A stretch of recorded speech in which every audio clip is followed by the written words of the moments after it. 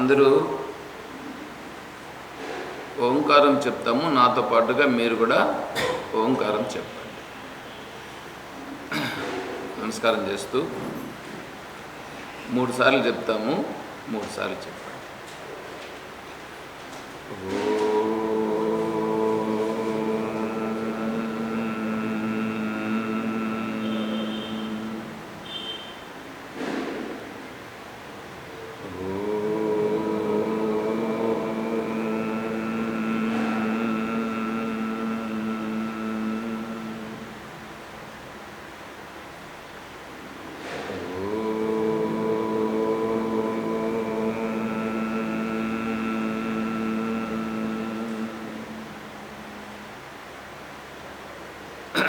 నేను చెప్పినట్లు చెప్పండి.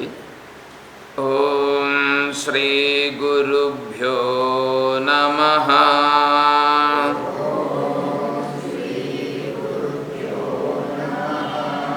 ఓం సదాశివసమారంభాం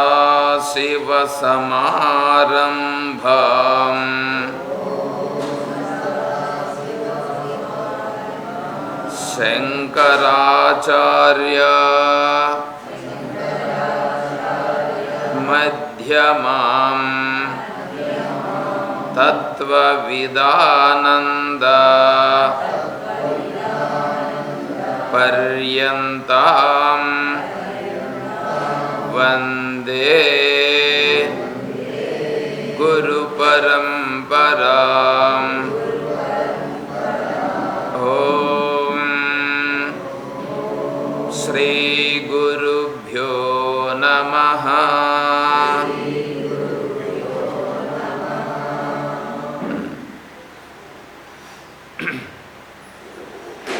పూజ్య గురుదేవులు తత్వవిధానంద సరస్వతి స్వాముల వారి యొక్క దివ్య చరణారవిందములకు ప్రణమిల్లుతూ పరిపూర్ణ పరబ్రహ్మస్వరూపులకు ప్రియ ఆత్మ బంధువులారా, ఓ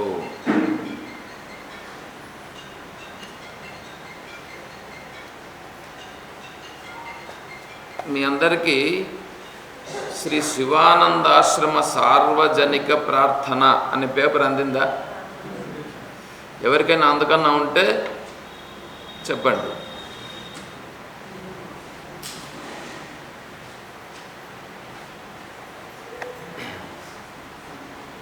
మీ దగ్గర పెట్టుకోండి, వచ్చిన వాళ్ళకి ఇవ్వండి. మరి అలాగే ఇంకొక పేపర్ కూడా ఉంది, ఇది ఇక్కడ.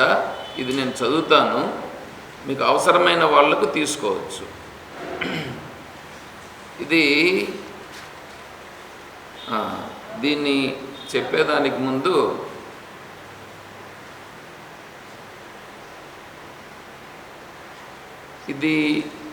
దీన్ని ఏమంటారండి? ఇక్కడ ఇప్పుడు మీరు వచ్చారు కదా, ఇదేంటిది?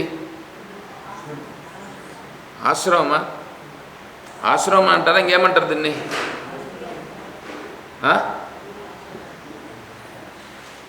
ఆశ్రమం అంటారా? సుజ్ఞానానంద ఆశ్రమం. సరే, మంచిది. ఆశ్రమం అంటే ఏంటో మీకు తెలుసా? ఆశ్రమం అంటే ఏమో తెలియదు. కొన్ని ఆశ్రమంలో ఏం జరుగుతున్నాయో, ఇక్కడేం జరుగుతున్నాయో తెలుసా? అది కూడా తెలియదు. ఏమ్మా? రాజు స్వామి రండి.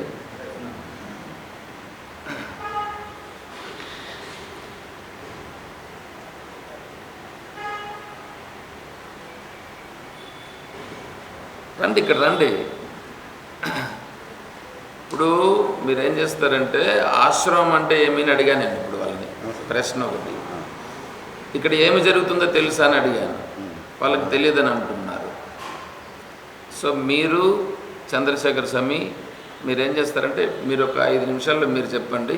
తర్వాత చంద్రశేఖర్ స్వామి కూడా ఒక 5 నిమిషాల్లో ఈ ఆశ్రమం అంటే ఏమి, ఇక్కడ ఏం జరుగుతుంది అనే విషయం చెప్తారు. మళ్ళీ నేను చెప్తాను. ఇది ఇదో మైక్ తీసుకో.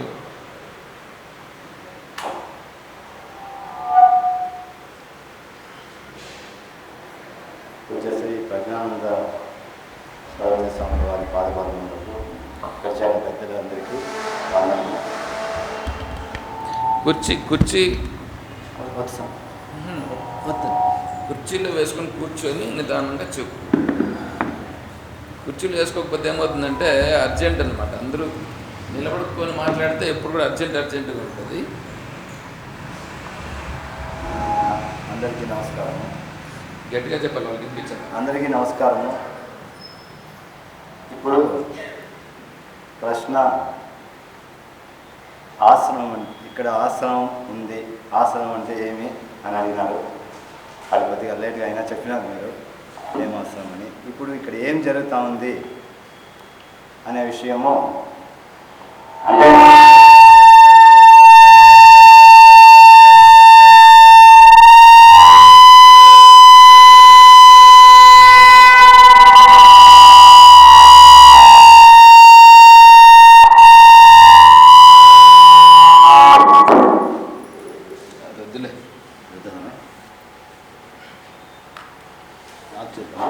హలో, దీంతో చెప్పండి. కావాలంటుంది ఎమర్జెన్సీ.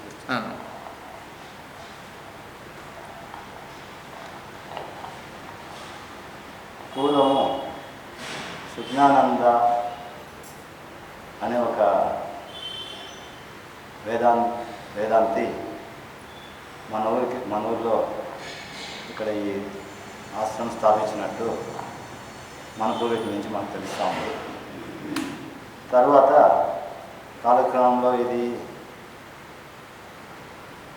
కొద్దిగా అనేక్రాంతము, ఇక్కడ ఏదో అంటికాయల మండి అంటారు, ఇది ఇట్లంతా ఏదో పెట్టుకొని ఇక్కడంతా కొద్దిగా ఎవరు ఇది చేయకుండా ఉంటే మన ఒక 10 మంది అనుకోండి, మన Chandrashekar sir, Bhaktavachan sir, Nagaraj sir, మా నాన్న ఉంటా చక్రవర్తి, ఇంకా కంపమూరు నుంచి ఆయన కీర్తిశేషుడు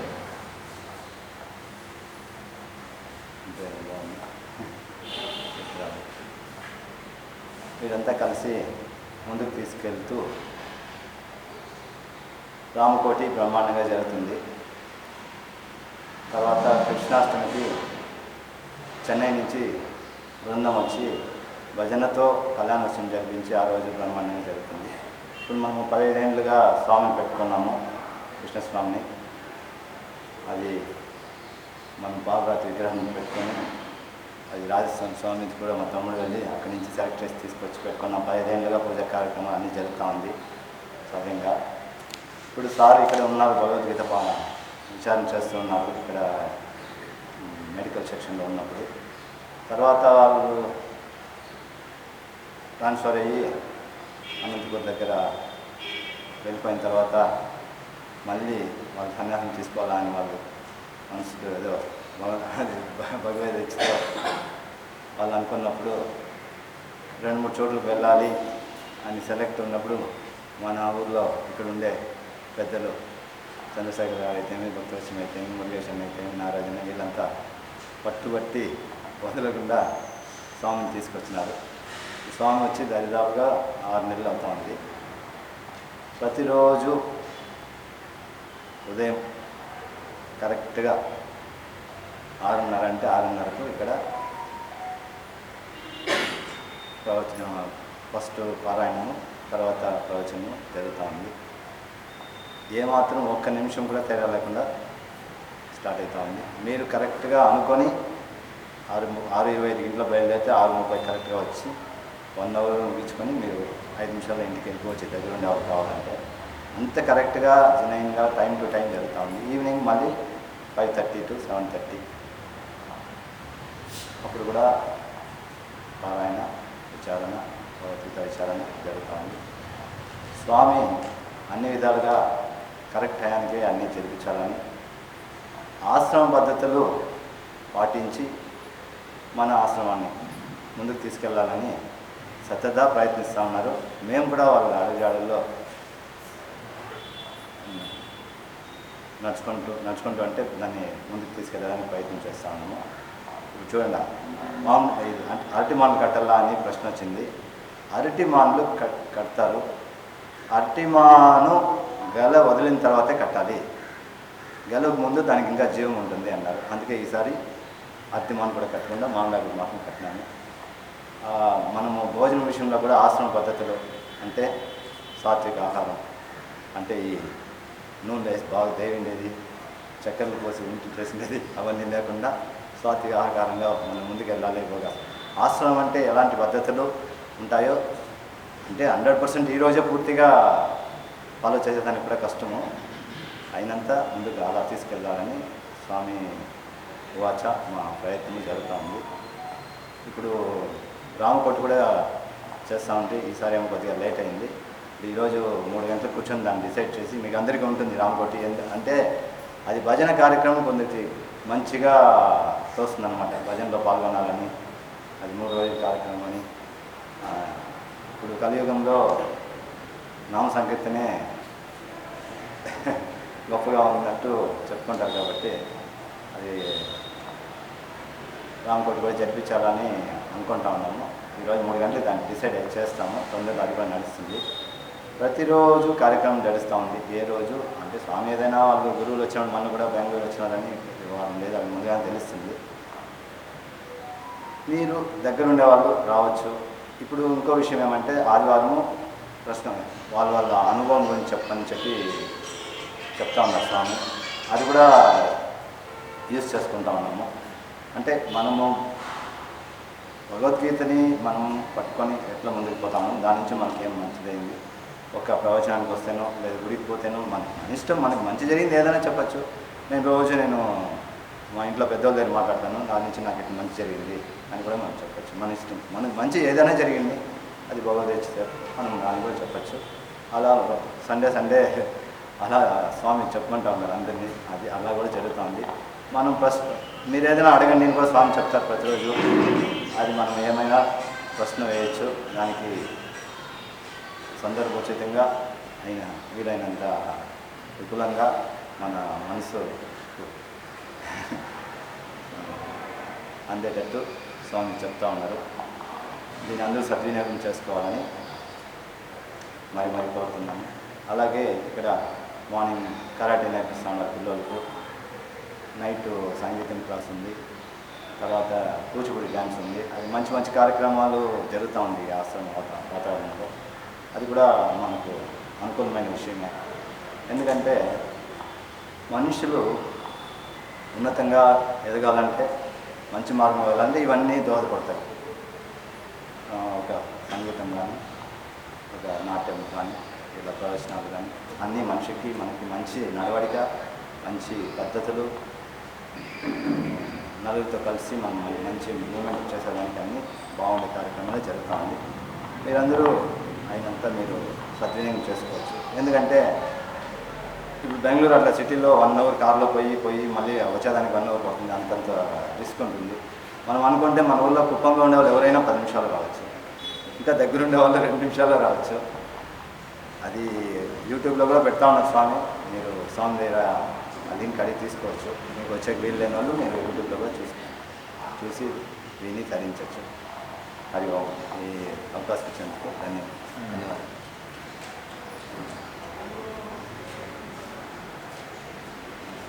నాగరాజు అన్న అందరూ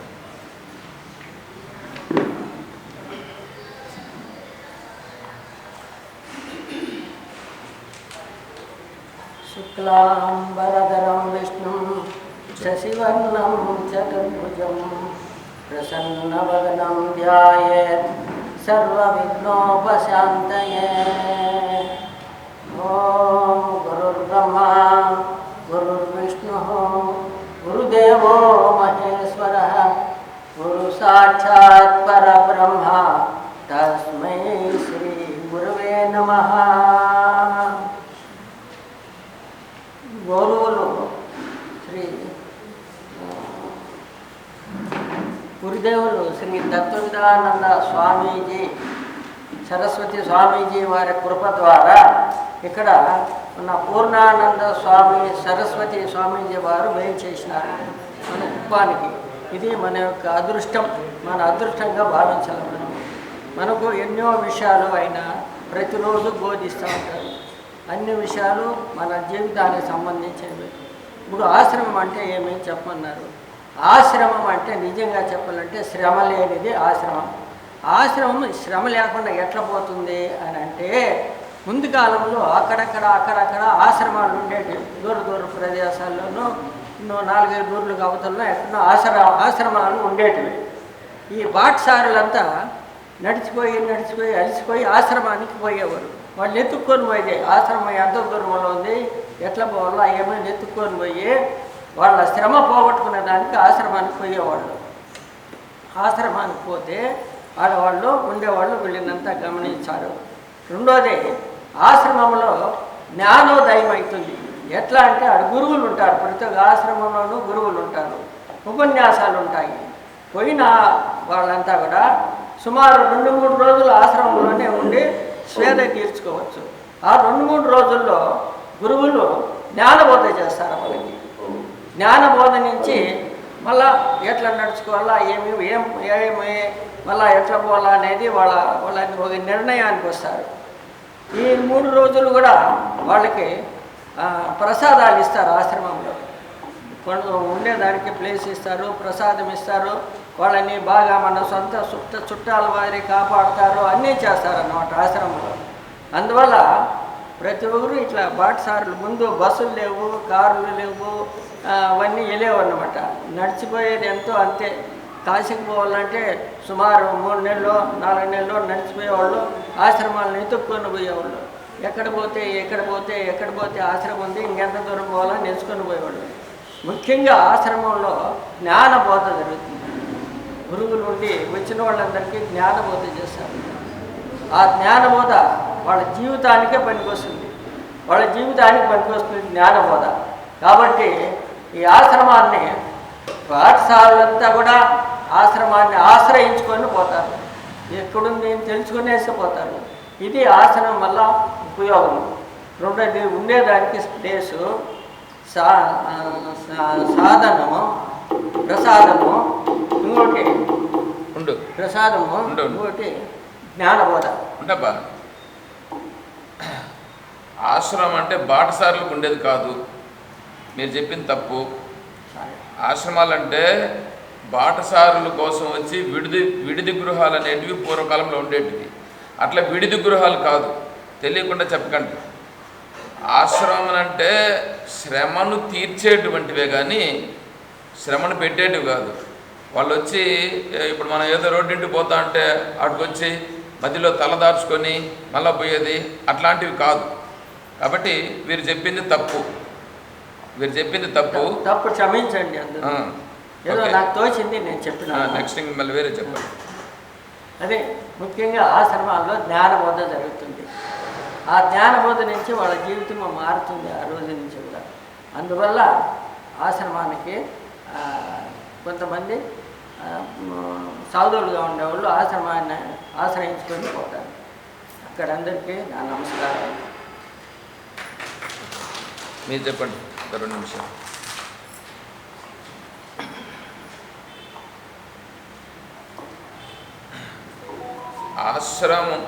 ఆశ్రమం అంటే ఏమి, ఆశ్రమం యొక్క గొప్పతనం ఏమి, ఆశ్రమంలో మనం ఎందుకు వెళ్ళాలి అది ముందు తెలియాలి. చెప్పండి.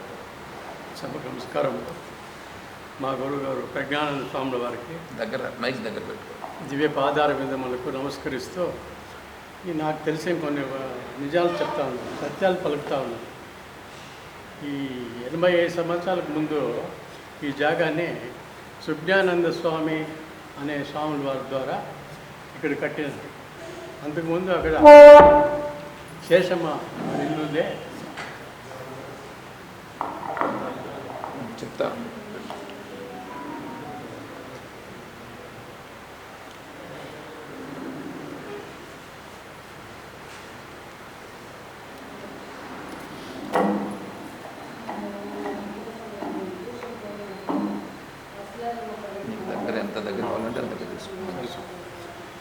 అతను సుబ్బరాయ శెట్టి అనేసి మాకు పెద్దయ్య అవుతారు వరుసగా.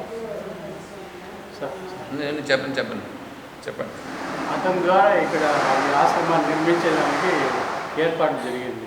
అంతకుముందు వాళ్ళ ఇంటి ముందరే ప్రతిరోజు సాయంకాలం 5 నుంచి 6 గంటల వరకు ఈ ఉపన్యాసాలు, భారతము, భాగవతము, రామాయణం అన్నీ ఆయన చదివి చెప్పేవాళ్ళు. వీళ్ళందరూ విని ఆనందించేవాళ్ళు. ఆనందించేదే కాదు, మన మనసుకు పడుతుంది. అది రామాయణం, భారతం అంటే మన మనసుకు బాగా పడుతుంది, జరిగిండేది. కాబట్టి మనము ఆ మార్గంలో పోవాలని ప్రజలకు ఒక అభిప్రాయం వస్తుంది. కాబట్టి వాళ్ళు ఆ సదుద్దేశంతో ఈ ఆశ్రమాన్ని అంతా కలిసి దీన్ని నిర్మించుకున్నారు. సుమారు 87 ఏళ్ళ ముందు జరిగింది. ఆశ్రమానికి కట్టినారు. ఇప్పుడు స్వామివారు ఏమన్నారంటే ఇది ఏమి అని చెప్పినారు కదా, ఇది సుజ్ఞానంద ఆశ్రమం. సుజ్ఞానంద ఆశ్రమం ఎందుకు వచ్చా? సుజ్ఞానంద స్వామి కట్టించినారు కాబట్టి ఈ ఆశ్రమానికి ఆయన పేరే పెట్టాలని సుజ్ఞానంద ఆశ్రమం అని పెట్టినారు. దీని పర్పస్ ఏమంటే ఎవరన్నా ముముక్షులుగా ఉండేవాళ్ళు, మోక్షాపేక్ష కలిగిన వాళ్ళు దీనికి రావాలి, వస్తారు కూడా. వచ్చి వాళ్ళ జన్మ తరించుకుంటారు. ఈ జన్మ మానవ జన్మ వచ్చింది. 84 లక్షల జీవరాశుల్లో ఇది ముఖ్యమైనది, ఉత్తమమైనది. మానవ జన్మలో తప్ప మోక్షాన్ని పొందేదానికి వేరే దారి లేదు కాబట్టి ఇక్కడికి వస్తారు. వచ్చిన వాళ్ళు అందరూ మోక్షాన్ని పొందారా అనేది లేదు. వాళ్ళ వివేకాన్ని, వాళ్ళ జ్ఞానాన్ని సంపాదించుకుని ఆ మార్గంలో పయనిస్తే వాళ్ళు తప్పకుండా ఒకరోజు గమ్యం చేస్తారు. ఆశ్రమంలో గురువులు ఉంటారు. గురువు ఉంటే దారి చూపించేవాడు. గురువు అంటే దారి చూపించేవాడు గురువు. మనము ఆ దారిలో వెళితే, ఇప్పుడు గుడికి వస్తే దేవుడిని చూస్తాము, ఆశ్రమానికి వస్తే గురువులు చూస్తాం. గురువులు చూస్తామా? అంతేకాదు ఆయన చెప్పింది వింటాము. విని ఇంట్లో మనం యోచన చేస్తాం, ఇది మనకు పనికి వస్తుందా లేదా, మన జీవితాన్ని తరింపు చేస్తుందా లేదా అని మనం యోచన చేసుకొని ఆ మార్గంలో పయనిస్తే తప్పకుండా ఒకరోజు మనం గమ్యాన్ని చేరుతాం. గమ్యం చేరడం అంటే ఏమి? ఎక్కడికి పోతాం? గమ్యం అంటే జాగా కదా. ఇక్కడి ఇంకా ఎక్కడికి పోతాం? మీకేమన్నా అర్థమవుతుందా? చనిపోయినాడు అనుకోండి, చనిపోయినాక ఎక్కడికి పోతామో? కాష్టానికి పోతుంది, శరీరం పోతుంది. అంతేకాని ఆత్మకు పోయలేదు, ఆత్మకు సావలేదు. ఆత్మకు సావలేదు అని భగవద్గీతలో ఉంది. భగవద్గీత అంటే ఏమి? సాక్షాత్తు భగవంతుడు చెప్పిండేది, దానికి తిరుగులేదు. దాన్ని అందరూ నమ్మాల్సిందే, నమ్మి తీరాల్సిందే. కాబట్టి ఇక్కడికి వస్తే ఈ జ్ఞాన బోధకు సంబంధించిన విషయాలన్నీ తెలుస్తుంది, మనకు అత్యంత ఉపయోగకరంగా ఉంటుంది. ఇప్పుడు భోంచేస్తే ఏమవుతుందమ్మా? ఆటలు తెరుతుంది. అట్లా ఆశ్రమానికి వస్తే మనకు కావాల్సిన విషయాలు మన మనసులో దాచుకుంటాం ఎన్నో ఏళ్ళు. ఇంకా ఎప్పుడెప్పుడో విషయాలు అయితే గుర్తుంటుంది. ఏమంటే జ్ఞాపక శక్తి. దీన్ని కూడా నువ్వు జ్ఞాపక శక్తులు దాచుకోవటం అంటే అది నేను ముందుకు పోయేదానికి చాలా తోడ్పడుతుంది. దీనికి మించింది మానవ వయసు అయిపోయినాక దీనికి మించింది ఇంకోటి లేదు. అవునా కాదా? మీరు యోచించండి. దీంతో అసత్యమైనది ఏమీ లేదు. సత్యమైంది కనిపిస్తూ ఉంది, అసత్యమైనది కనిపించలేదు. ఉండేది సత్యమో, లేనిది అసత్యమో. మనం సత్యములో ఉండామా, అసత్యములో ఉండామా? సత్యం కావాలా, అసత్యం కావాలా? సత్యం అంటే ఏమి? సత్యమైంది ఎప్పుడు ఉండేది, 3 కాలాల్లో ఉండేది. దానికి ఇది లేదు, వికారాలు లేదు. 3 కాలాల్లో ఒకే స్థితిగా ఉంటుంది. అదే పరమాత్మ, అదే ఆత్మ. ఆ పరమాత్మే నువ్వు. నీళ్ళు ఉండే ఆ పరమాత్మని నువ్వు నమ్ముకొని దాన్ని సక్రమమైన దారిలో పెడితే నీకు దాంతో కావాల్సింది అన్నీ దొరుకుతుంది. ఇంకేమీ అవసరం లేదు. మనిషి పుట్టిన మొదలుకొని చచ్చే వరకు ఏదో ఆరాటపడుతూనే ఉంటాడు. అది కావాలా, ఇది కావాలా, ఇది కావాలా, అది కావాలా. పైగా ప్రపంచాన్ని చూస్తాడు. ప్రపంచం సత్యమైందా? ప్రపంచం సత్యమైందా? లేదు, అసత్యమైంది అని దాంతోనే ఉన్నాము. అదే నిజమని అనుకుంటూ ఉన్నాం. ఇది నిజమా? కాదు. మరి మనము నిజమా? మనము కాదు.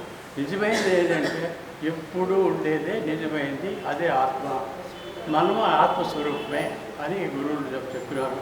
మనం దాన్ని ఉపయోగించుకొని ఆ మార్గం ఎట్లా అంటే ఆత్మ అన్నింటికన్నా గొప్పది అదే కదా. ఆ ఆత్మే నువ్వే ఆత్మ అయినప్పుడు నీ ఆత్మ నువ్వే సరిదిద్దుకొని ఆ మార్గంలో పయనిస్తే తప్పకుండా గమ్యం చేస్తావు. ఒకరోజు కాకపోతే ఒకరోజు చేస్తావు. ఈ ప్రపంచంలో, ఈ సంసారంలో అంతా దుఃఖాలు లేని ఏది లేదు, అంతా దుఃఖాలే. దుఃఖాన్ని అధిగమించాలంటే సంతోషం కావాలి. సంతోషం అంటే శాశ్వతమైన సంతోషం. ఎప్పుడూ సంతోషంగా ఉంది, ఎప్పుడు దుఃఖం అనేది లేదు. దుఃఖాలు ఎందుకు వస్తుంది? మనం దీనిపైన దానిపైన అన్నిటిపైన ఆశ పెట్టుకొని అది కావాలా ఇది కావాలా, వాడింటికి పోతే ఏసీ వేసిండ్రి, వీళ్ళింట్లో డూప్లికేట్ హౌస్కి పెట్టింటారు. అక్కడ పైన శాంతి లేదు, అక్కడ పైన నిద్ర వచ్చేలే. అవునా లేదా? ఎందుకు నిద్ర వచ్చేదంటే ఈ మైండ్లో ఉండేది అంతా తిట్టుగా ఉంటుంది. ఆ మైండ్ని తినేస్తూ ఉంది. ఆ మైండ్ని శాంతంగా పెట్టాలా. కోరికలు లేదు. కోరికలు ఉంటే నువ్వు సంతోషంగా ఉండలేవు, సంతోషంగా జీవించలేవు, సంతోషంగా నిద్రపోలేవు. కాబట్టి ఈ ఆశ్రమం ఆ సదుద్దేశంతో ఆయన ఇచ్చిన జాగా ఇచ్చినారు, పెట్టినారు, బాగా జరుగుతూ ఉంది. ఇంకా తెలుసుకోవాల్సిన విషయం చాలా ఉంది. ఇంకోటి మీకు తెలుసో తెలియదు, వాళ్ళ కూతురు అనంతమ్మని ఉండింది.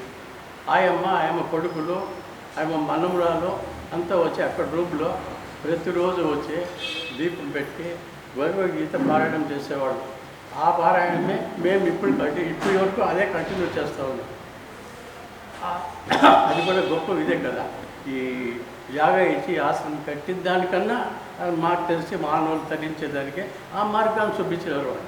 మనం ఆ మార్గాల్లో పోతే మంచిదే కదా. నాకేదో ఆశ్రమం ఉండగా మనం వస్తూ ఉంటే మంచి చెడ్డ తెలుస్తూ ఉంటే ఆ మార్గం కూడా పోతాము. తప్పకుండా ఒక రోజు గమ్యం చేరుకుంటాము అనే నమ్మకం. అది గురువులే మనకు ప్రసాదిస్తారు. హరివంశం.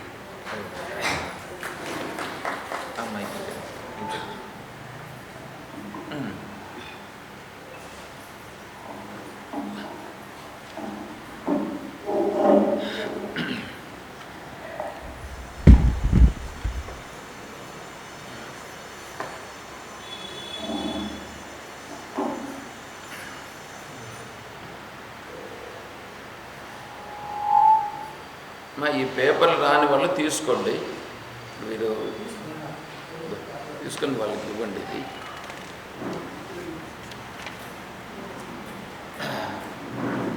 అమ్మా, మీరు గుడి మీకు అందరికీ తెలుసు. గుడి తెలుసు కదా అందరికీ. ఇది గుడా లేకపోతే ఆశ్రమమా? ఆశ్రమం. గుడి లాగా వచ్చినారా మీరు, లేదా ఆశ్రమానికి వచ్చినామని వచ్చినారా?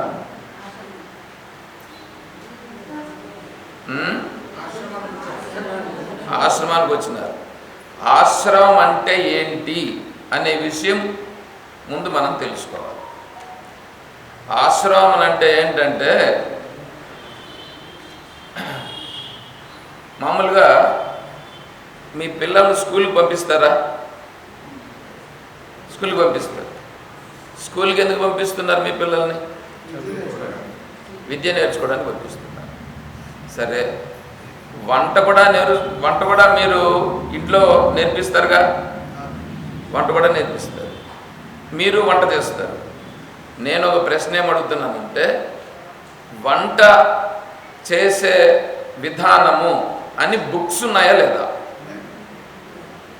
ఉన్నాయా? మరి మీరు స్కూల్కి పంపిస్తున్నారు కదా పిల్లల్ని, మీ దగ్గర ఆ స్కూల్లో ఉన్నటువంటి టీచర్స్ చెప్తా ఉండేది ఆ బుక్స్లో ఉండేటివి చెప్తున్నారా, లేకపోతే బుక్స్లో లేనివి చెప్తున్నారా? బుక్స్లో ఉండేవి చెప్తున్నారు. మీ దగ్గర సెల్ ఫోన్లు లేవా? సెల్ ఫోన్లో యూట్యూబ్ లేదా? ఆ యూట్యూబ్ కొడితే యూట్యూబ్లో ఎన్ని రకాలైనటువంటి రావు? ఎంతమంది స్వాములు రారు? వస్తారుగా. ఇప్పుడు యూట్యూబ్లో కావలసిన స్వాములను ఊరికి అట్లా అంటే చాలు, అందరూ వస్తారు.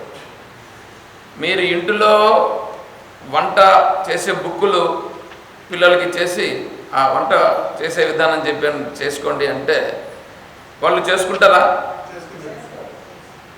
స్కూల్కి పిల్లల్ని పంపించి టీచర్ సపరేట్గా కూర్చొని ఆ బుక్స్ ఇచ్చేసి మీరు చదువుకుంటారా అంటే వాడికి అర్థమవుతుందా? మీ దగ్గర ఫోన్లు ఉంటాయి, ఆ ఫోన్లో కూడా యూట్యూబ్లో కొడతారు. ప్రపంచమంతా యూట్యూబ్లోనో లేకపోతే గూగుల్లోనో సెర్చ్ చేస్తే వస్తుంది.